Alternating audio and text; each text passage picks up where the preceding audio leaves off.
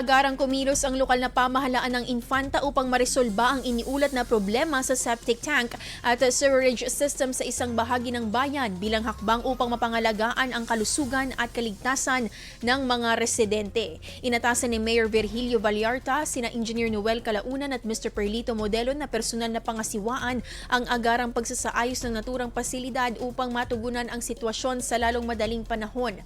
Bilang paunang hakbang, nakatakdang isagawa ang siphoning o pagsipsip ng septic tank sa gabi upang maiwasan ang matinding epekto sa daloy ng trapiko at sa pang-araw-araw na gawain ng mga residente. Ayon sa alkalde, hindi titigil ang pamahalaang bayan hanggat hindi ganap na maayos ang problema.